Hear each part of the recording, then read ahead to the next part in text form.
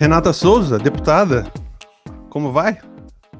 Oi, Inácio, tudo bem, querido? Obrigada pelo convite. Obrigado a você. Em primeiro lugar, como é que eu a chamo? É deputada, é Renata Souza, é Rê. Como preferir, problema nenhum. Renata seria Alguns me ótimo. chamam Rê, Renatinha, Não, mas Renata, Renata Souza é o que Renata. eu uso. Excelentíssimo. Excelentíssima senhora deputada, doutora. Nossa, deve ser muito difícil passar da vida normal para entrar nesse meio de formalidades intensas, não? Sem dúvida, eu acho que até hoje ainda não me acostumei com esse negócio. Deputada, deputada, e olha, para ver se sou eu mesma. Mas é realmente muita formalidade, assim, um mundo que realmente, apesar de ter vivido muito tempo nos bastidores, né? Quando é a gente, é outra história. E sua equipe, então? Sua equipe vem toda formada, toda cria da favela, cria da maré? Minha equipe tem uma diversidade muito grande, né? Tem cria da Maré, cria da Rocinha, cria do Complexo do Alemão, tem gente de toda a parte da cidade, tem gente da Zona Sul, tem gente da Baixada Fluminense. Então, a gente tem uma equipe numa diversidade incrível, né? Temos muitas mulheres, nossa equipe tem uma grande parte de mulheres, uma grande parte de negros e negras e também pessoas LGBTQI+. Então, nós temos trans na nossa construção também do nosso mandato, enfim, uma diversidade total que representa na realidade o Brasil, né? Fantástico. Você é cria da maré, como você mesmo diz. Você é nascida e criada na maré? Como é que é a sua Sou, história com a maré? Vem de onde? De quando? É de sempre? É de barriga? de barriga, desde sempre, né? A minha mãe nasceu na Maré, né? Meu avô era uma liderança comunitária na Maré. Ó, Inclusive, o nome da rua que nós vivemos é Rua São Jorge. Foi o meu avô que denominou a rua, que ele era muito muito devoto de São Jorge, de Ogum, assim. né? Meu avô era candomblessista, então ele que nomeia a rua. E a minha mãe já nasceu na Maré, meu pai nasceu no Complexo do Alemão, então os dois vão viver juntos ali, enfim. Somos três filhos consanguíneos, né? E Uhum. minha mãe e meu pai adotaram outras duas meninas. Então, fora as crianças que minha mãe criou na favela. Então, toda a minha construção vem a partir da Maré, desse lugar. Hoje, eu mantenho a minha casa na Maré, Uhum. vou aos fins de semana, mas por uma questão de segurança, eu não posso ter todos os dias a minha ida para Maré, porque a gente passa pela Avenida Brasil, linha vermelha. Depois do assassinato da Marielle, a gente teve que tomar alguns cuidados a mais diante dos desafios da própria segurança pública no Rio de Janeiro. Então sua mãe parece ter tido pela vida toda um envolvimento comunitário fortíssimo. Você diz que criou outras crianças além de seus próprios filhos e dos filhos adotados. Minha mãe, a gente chama de minha mãe de mãe crecheira, né? É que a minha Cresceu. mãe crecheira, sempre foi a mulher que cuidou dos outros filhos, das outras mulheres, porque não tinham lugar para deixar. Sim. Então, às vezes, a minha mãe que cuidava, né? Hoje a minha mãe é conhecida como a tia Lita e ela criou uma geração inteira na Maré. Então, minha mãe é muito referenciada nesse sentido, porque enquanto ela ficava, ela é, teve que cuidar da gente e teve que cuidar da minha avó adotiva também, que ficou muito mal. Então, ela já não tinha mais disponibilidade de trabalhar fora de casa, então passa a trabalhar em casa e ela trabalha justamente cuidando das outras crianças, né? Hum. Que não tinham lugar para ficar. Quando suas mães aí, empregadas domésticas, inclusive a Isabela, que a gente acabou adotando também, não formalmente, mas foi morar com a minha mãe. A gente pega a Isabela com 3 meses de idade, porque a mãe dela tinha que dormir no emprego de Hum. empregada doméstica. Então a gente passou a cuidar da Isabela, que até hoje com a gente tem aí 26 anos. E a Mariana, que minha mãe adotou formalmente, é filha da minha prima, que foi vítima de feminicídio, né? Então a Ah, gente criou a Mariana. A Mariana hoje tem 20 anos. Quando a mãe dela foi assassinada, a Mariana tinha 6 meses. Nossa.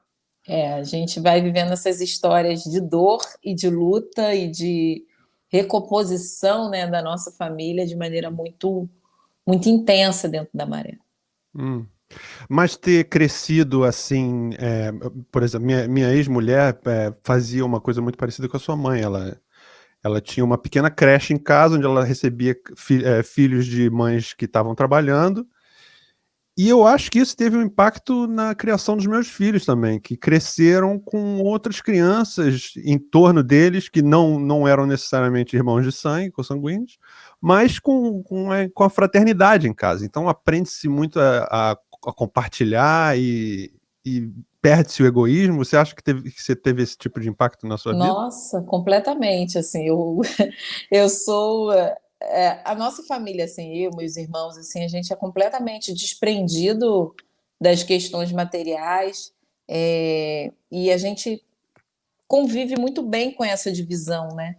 Com a divisão desde as questões materiais até o próprio cuidado, o próprio carinho, a gente não tem aquele nível de ciúme um do outro, né? Que muitas vezes a gente quer só pra gente, a nossa mãe, o nosso pai. Mas não, a gente aprendeu a dividir bem. Minha mãe é uma mulher de um coração muito grande. E isso também fez, Inácio, com que ela voltasse a estudar, né? Depois que minha avó faleceu, a minha mãe pôde também se entender nesse lugar de retomar os seus estudos, né? Minha mãe foi órfã com 10 anos de idade, ela já não tinha o pai e a mãe dela. Então, minha mãe também, nesse lugar do cuidado, né? Do cuidado das outras crianças, eu também acho que vem muito da minha mãe, né? Porque ela teve que ser cuidada por outras pessoas que não eram os pais dela. Então, ela e as irmãs tiveram que passar de casa em casa para serem cuidadas, né? Então, minha mãe também foi uma criança que fazia pequenos serviços na casa de um, na casa de outro, para não passar fome, catou lixo, enfim, catou papelão para não passar fome, catou resto de feira também para contribuir na alimentação dela e das irmãs. Enfim, então minha mãe é uma heroína, digamos assim, de mulher guerreira que construiu a sua capacidade de amar o outro de maneira muito enfática. Então, minha mãe cuidou das crianças dela, do filho dos outros, depois que nós já estávamos criados, ela voltou a estudar, fez a educação para jovens adultos, então terminou o ensino médio e entrou na faculdade de pedagogia, né? Tá terminou agora. Essa semana eu fiz até um post Ah, é? contando um pouco dessa história que minha Ela mãe acabou de se terminou formar? a graduação em Uau, pedagogia, com uau, 61 anos. uau. Que É legal. uma guerreira. Uau. Bom, então uma inspiração em muitos sentidos, né? Uma inspiração no sentido comunitário, uma inspiração para os estudos, uma Sim, minha inspiração, mãe uma multi-inspiração. é E seu pai, presente também? Os dois casados, irmãos? presente, estão há 40 anos juntos, né? Meu pai é torneiro mecânico, é, veio também de uma família muito pobre do Complexo do Alemão, mas meu pai conseguiu fazer aqueles cursos de SESI, Senai, se formou torneiro. Hoje ele é aposentado, mas ele tem uma peculiaridade numa peça que ele faz que a empresa que ele trabalhou a vida toda pede para que ele volte sempre a fazer essa peça, porque ainda que esteja digitalizado o trabalho do torneiro mecânico, tem algumas especificidades que só ele, que no trabalho mais manual, consegue fazer. Então, vira e mexe, meu pai vai fazer trabalhos específicos também nessa empresa onde ele trabalhou a vida inteira. Mas é isso, meu pai não quer saber de estudar, falou: já estudei muito na minha vida, agora eu quero Um homem descansar. prático. Bem... Tem 65 anos, enfim, é um parceirão da minha mãe. E irmãos e irmãs, em que direção seguiram? Você está em contato com todos? Estão todos juntos na Maré?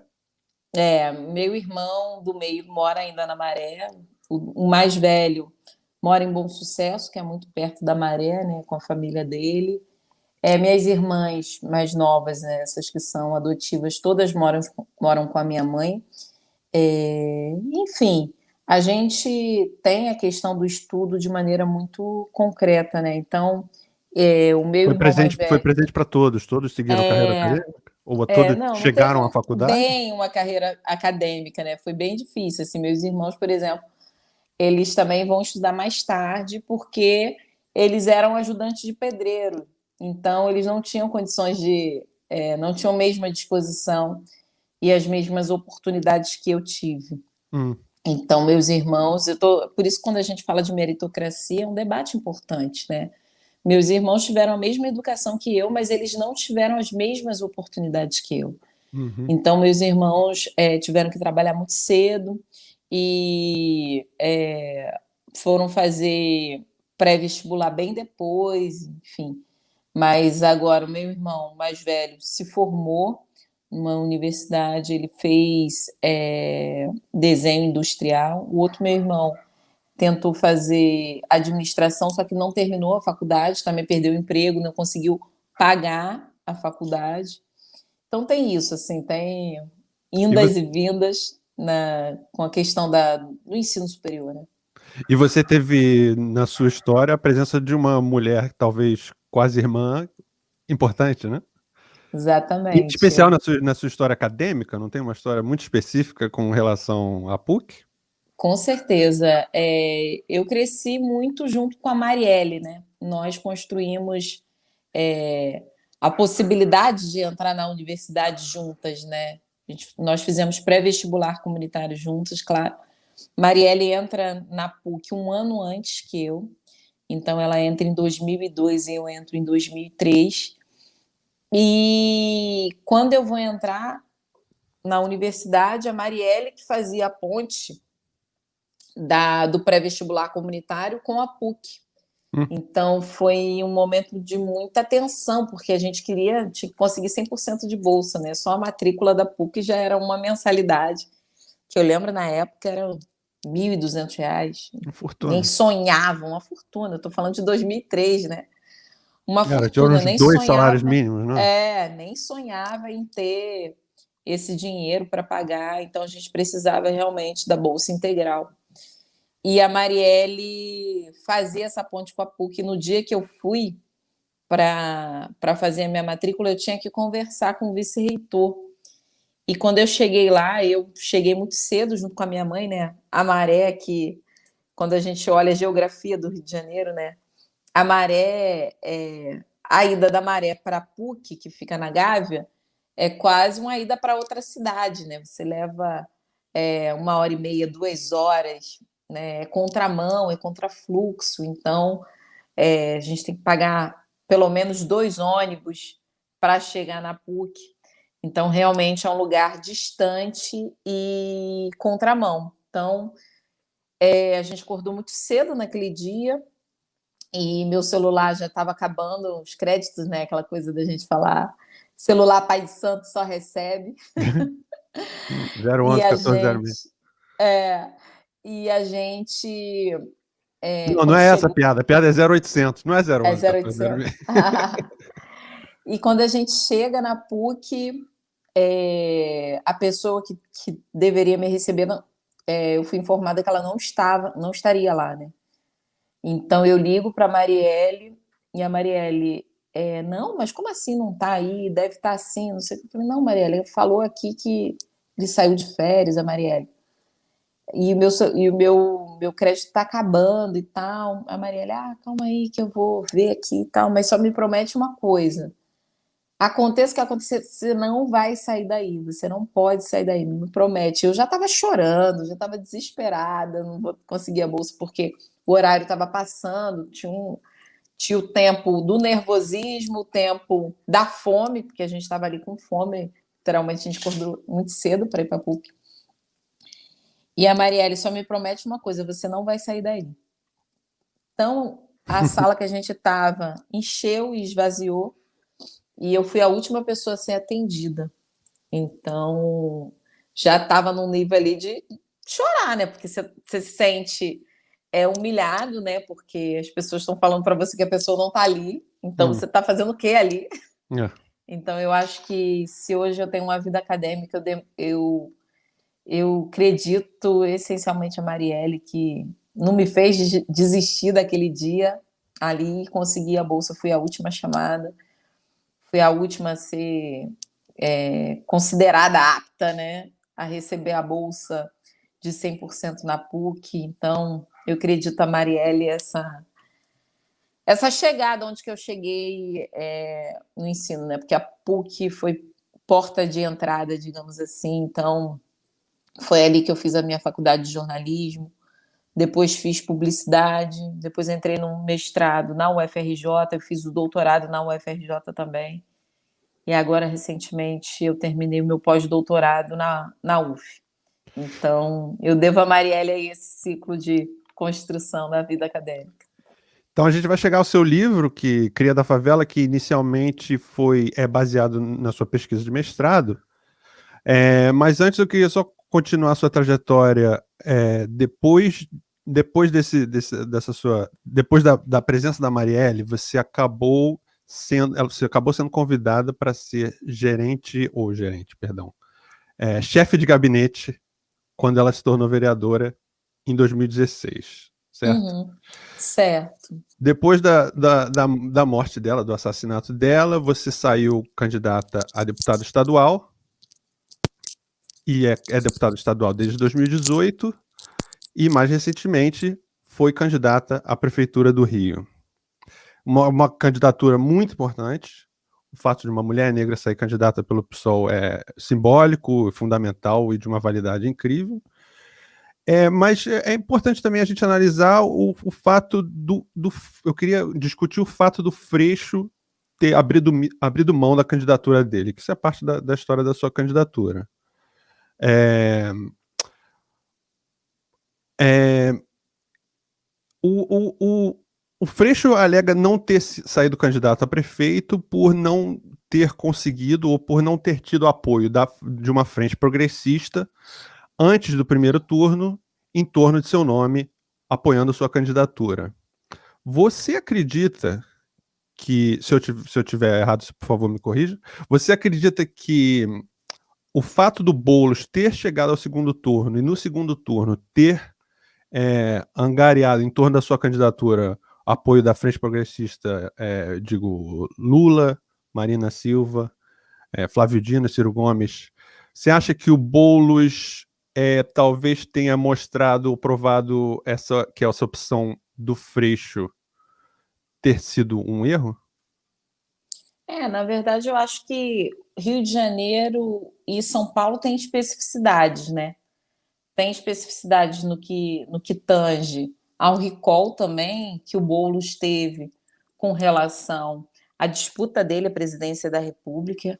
Uhum. O PT de São Paulo é muito diferente do PT do Rio. Então, eu acho que para fazer essa avaliação, a gente tem que entender as especificidades que existem tanto em Rio quanto São Paulo.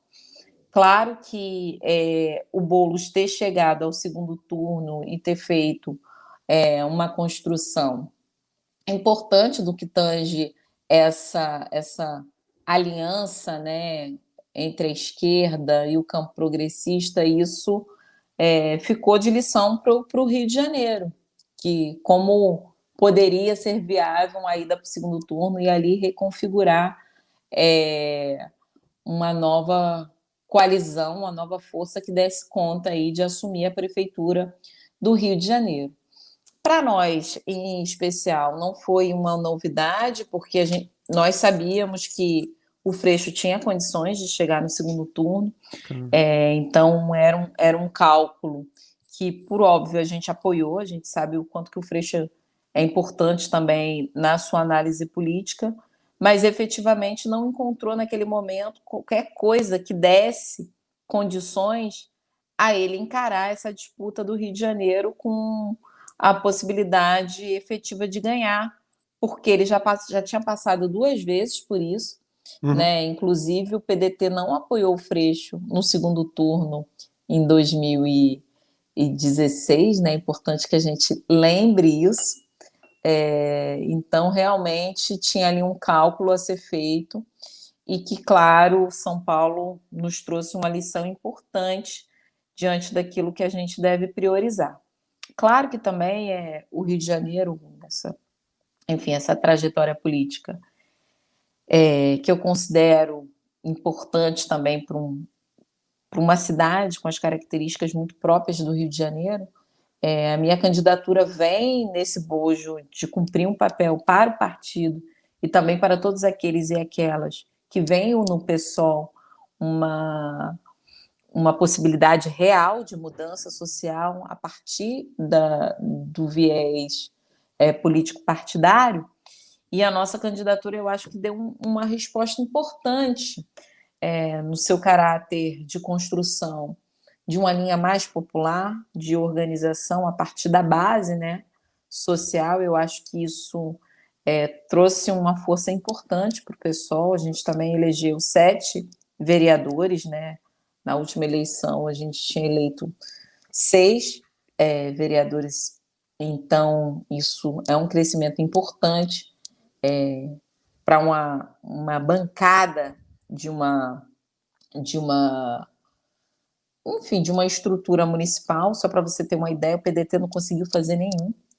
Então, eu acho que isso também remonta ao lugar que o pessoal ocupa no Rio de Janeiro, que vai continuar ocupando aí, não só nas próximas eleições, porque a gente também não faz o nosso cálculo só com base eleitoral, Claro. mas na qualidade que os nossos parlamentares têm. O Freixo é essencial e está fazendo um papel muito fundamental em Brasília, e a gente continua aqui no Rio construindo essa possibilidade de reencantamento com a política, e eu acho que a nossa candidatura, vindo da base, uma mulher preta, também trouxe esse outro elemento tão importante para o PSOL, que é muitas vezes categorizado de maneira equivocada como um partido que não é popular, como um partido que é das elites do Rio de Janeiro, e a gente sabe que não é bem assim. Inclusive, é importante notar, Inácio, enfim, a gente teve um problema sério com o voto útil nas últimas semanas, e eu achei o voto da esquerda esse voto de opinião, é esse voto muito, muito organizado no que tange a mudança social que nós queremos. E eu achei muito interessante que quase 10% da minha votação foi exatamente na zona 161, que é onde eu voto, onde votou Marielle. Então, é zona Maré, Bom Sucesso, Quem te Ramos. conhece te apoia. Exatamente. Então, eu achei isso muito interessante desse ponto de vista, porque não é só quem conhece o trabalho, né? E Sim. que não vai fazer o cálculo político, que muitas vezes é um cálculo político que prejudica o pessoal, né? Nem sempre o voto útil está do lado do pessoal. Então, esse voto útil sempre prejudicou o pessoal, e com essa votação aí de quase 10% que tivemos nessas áreas populares, demonstra também o quanto que nós conseguimos também dar um recado nessas áreas populares. Eu acho que isso é um grande avanço. Então, dada essa importância do PSOL no Rio de Janeiro, com relação ao segundo turno, não teria sido uma perda de oportunidade o simples voto crítico em paz no segundo turno com Crivella, em vez de ter havido uma negociação mais clara durante o segundo turno? O pessoal não perdeu a oportunidade de fazer política nas 2 semanas entre o primeiro e o segundo turno e influenciar e fazer com que o Paz assumisse posições alinhadas à linha progressista do PSOL e assumisse compromissos? Não foi uma perda de oportunidade passar essas 2 semanas simplesmente advogando uma carta branca, um voto carta branca no Paz? Não, na verdade, o pessoal tem muita responsabilidade, né? O pessoal é oposição ao Paz, continua nessa construção. Fomos nós que pedimos, inclusive, diversas CPIs no momento que o Paz era prefeito do Rio de Janeiro. Então, nós sabemos também a forma de governar o Paz. Entendemos que há uma reconfiguração do campo da direita, justamente porque viu que perdeu espaço para o bolsonarismo. Claro que nessa volta tem uma recomposição desse campo e que, por óbvio, né, o Eduardo Paes também vai ter que se mexer para esse campo e já está fazendo isso com o seu próprio secretariado, né? A gente já tem observado o quanto que ele está tentando dialogar. Mas, efetivamente, o PSOL sempre fez com muita responsabilidade a oposição. E não podemos, de qualquer forma, apagar com uma borracha tudo que tivemos em termos de retrocessos na política do Rio de Janeiro com o Eduardo Paes no poder. A gente teve ali cerca de 70 mil pessoas removidas, a maior remoção da história do Rio de Janeiro, muito mais que Pereira Passos, né? A gente teve muitas famílias jogadas na periferia da periferia do Rio de Janeiro, sem qualquer condição de saneamento básico, desestruturando toda a acessibilidade que essa pessoa tinha em termos de trabalho, de educação e de bens culturais.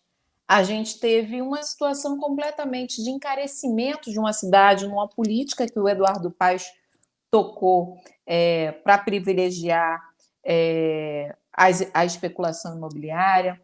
Então, simplesmente não dá para passar a borracha em cima disso tudo por um processo eleitoral. Nós já sabíamos que o Paes ia ganhar, isso sem dúvida nenhuma era uma surpresa. O Paes já sabia que ele ia negociar também com o campo da direita, com o bolsonarismo, né? Tanto é que para o Bolsonaro, no segundo turno, tanto fazia ter o Crivella ou ter o Paes. Enfim, ele não fez a menor questão de fazer essa construção, justamente porque sabe que alinha muito facilmente os dois. Agora, evidentemente, o PSOL liberou e pediu o voto, nenhum voto no Crivella. Eu acho que isso sim faz diferença num posicionamento público do PSOL, faz diferença naquilo que nós organizamos durante esses últimos 10 anos de oposição responsável no Rio de Janeiro, que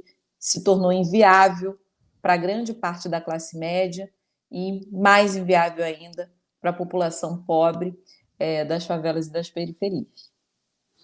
Você enxerga a presença da Marielle nos resultados de 2020, de 2020?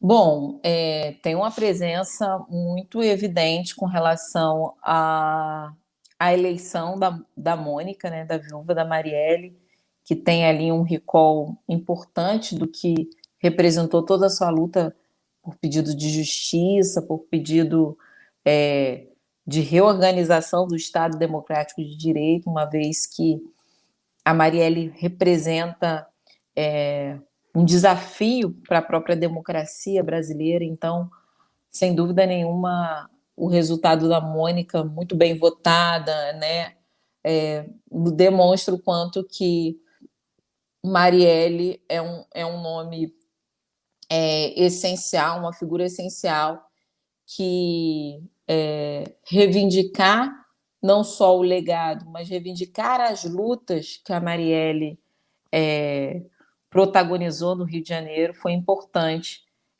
para a vitória eleitoral da Mônica Benício.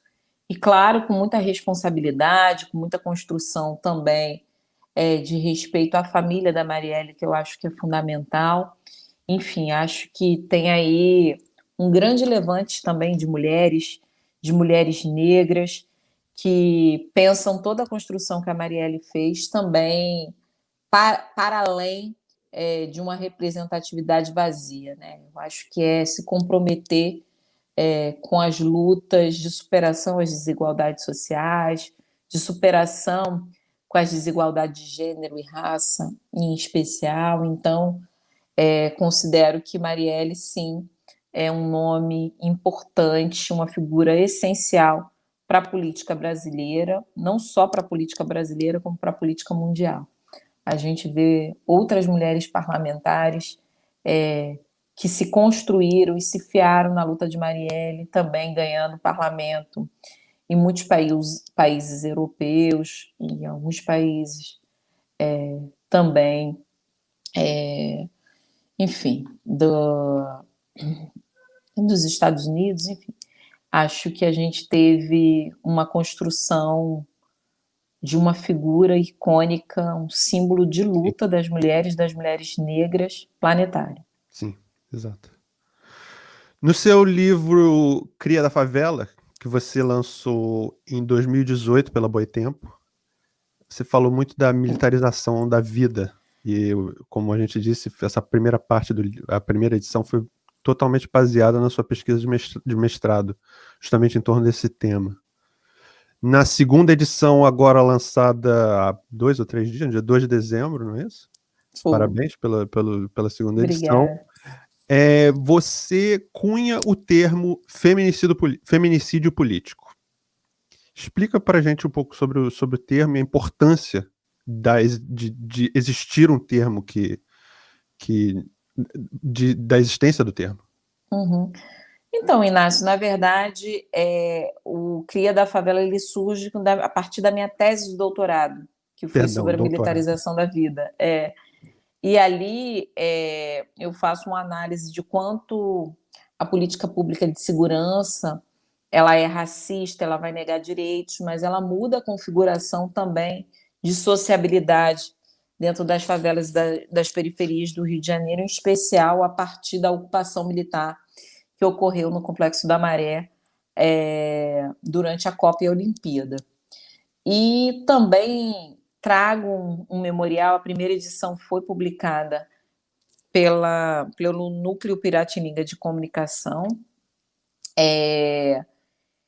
e ali eu já fiz um memorial para a Marielle, né, com um texto que eu escrevi com a Marielle sobre o PP.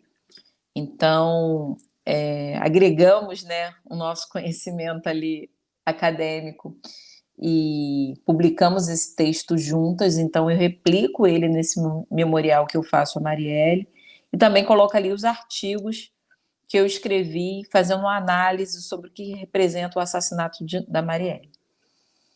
Nesse último livro, eu construí também esse conceito de feminicídio político, que foi a primeira coisa que me veio à cabeça quando a Marielle foi assassinada. Então, o esforço de conceituar também vem da percepção de que no campo do direito aquilo que não se nomeia, aquilo que não se denomina não existe. E o feminicídio político ele existe, né? A Marielle não foi a primeira, infelizmente não será a última, que é assassinada em decorrência da sua luta política. A gente teve outros exemplos de mulheres importantes no Brasil, como a irmã Dorothy Stang e também como a própria juíza Patrícia Scioli. Então, quando eu falo de feminicídio político, eu não estou falando somente da política institucionalizada. Uhum. Eu estou falando de lutas políticas por uma outra sociedade, em consequência, né, da sua questão de gênero dentro dessas lutas políticas. Então, eu vi a necessidade de qualificar, de categorizar o feminicídio político, justamente porque o nível de violência política sobre as mulheres ele é muito invisível. E quando a gente olha o crescimento da violência política, enquanto que ela é naturalizada, né? A gente teve aqui no Rio de Janeiro 2 mulheres assassinadas no processo de disputa política em cidades do Rio de Janeiro. Então isso é muito simbólico, assim. Exato. Você acha que existe um temor específico pela política institucional ser, em grande parte, controlada por homens brancos? Você acha que existe algum medo Eu, de homem branco se sentirem ameaçados por mulheres negras crescendo e aparecendo nesse sentido? eu acho que não só isso, né? Eu acho que muitas vezes quando a gente vê, por exemplo, que as mulheres pretas, que foram construídas a partir dos movimentos sociais chegando nesse lugar, aí elas têm uma violência política que é cotidiana sobre seus corpos, né? A gente está vendo aí vários exemplos disso, né? Então, tem algumas mensagens que eu até olhei e falei assim, nossa, uma pessoa que, enfim, ameaçou uma vereadora eleita, acho que em Curitiba, mandou a mesma mensagem para a Talíria. Hum. que é a nossa deputada federal, que está hoje fora do Rio de Janeiro porque recebeu várias ameaças de morte, interceptadas inclusive pelo Disque Denúncia. Hum. Então, é impressionante, né, a construção que a política do ódio traz, né? É sempre um xingamento, uma misoginia concreta com relação a essa mulher galgar e chegar a este lugar de visibilidade política. Então, tem uma raiva expressa a partir daí. Tem uma raiva expressa a partir das bandeiras que essas mulheres defendem, que nós mulheres defendemos, né, de uma outra sociedade, mas também tem um teor muito importante do que representou o ascenso do bolsonarismo na nossa sociedade, que é o racismo, o machismo, não ser mais guardado em quatro chaves, né? Não ser mais escondido. E sobre as mulheres pretas, que são eleitas também contra esse modus operandi da política, né? Porque o Bolsonaro está o quê? 30 anos na política. Ele colocou toda a sua família na política. Então, ele se alimenta hoje, enquanto político profissional, de toda uma estrutura de Estado. E você não vê o Bolsonaro ser questionado por isso nas suas redes sociais, né? Pelo contrário. Esses são questionamentos que chegam às mulheres pretas, porque justamente o lugar da política é visto como um não lugar para nós mulheres pretas, né? Nós somos vistas como aquelas que vão lavar os banheiros, que vão cozinhar, mas nunca vão trabalhar na sociedade no lugar da política, no lugar de visibilidade, no lugar de poder, dominado historicamente por homens brancos que também são de uma elite política e econômica brasileira. Infelizmente, a gente sabe que você está sendo muito ocupada, que você não tem muito tempo, você está lançando seu livro novo, segunda edição do seu livro. Mas 8 de dezembro está chegando, são 1000 dias sem Marielle. Eu queria que você falasse um pouco da importância desse dia e que você falasse um pouco também do Museu de Ancestralidade e Memória da Maré e Museu da Maré, que, a meu ver, são as formas que o pessoal pode se mobilizar nesse dia tão importante, que é o 8 de dezembro de 2020, em termos de contribuir. Claro. Eu sei que existe tem o apoie.institutomariellefranco.org para apoiar o Museu de Ancestralidade e Memória da Maré, e tem o benfeitoria.com/maré para apoiar o Museu da Maré. Queria que você falasse um pouco da importância desse dia. Bom, eu acho que nós temos construído muitos espaços de memória, né? E eu acho que construir mais espaços para que essas histórias, essas narrativas, esses discursos não sejam perdidos, né? E que mulheres pretas, como a Marielle, cria da própria favela da Maré, seja não só lembrada, mas referenciada, justamente por conta da sua luta para que a humanidade não se desumanizasse, é fundamental. Nós fomos despossuídos de toda a nossa história ancestral, né? Desde os nossos ancestrais que vieram de África escravizados, mercantilizados, estupradas, né? A gente ter um momento em que essas histórias sejam contadas exatamente por aqueles e aquelas que, enfim, são herdeiros dessas histórias, é fundamental. Então, a gente ter um museu na Maré, tanto o Museu da Maré como o Museu de Ancestralidade, é fundamental para que essas histórias sejam recontadas de outros prismas, de outros olhares, daquelas que viveram a experiência concreta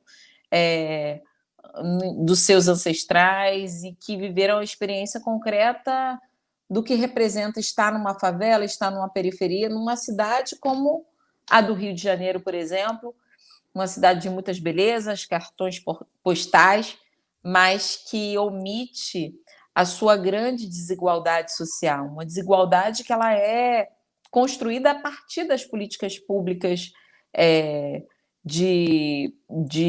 enfim, de inviabilização da vida das pessoas mais pobres no Rio de Janeiro.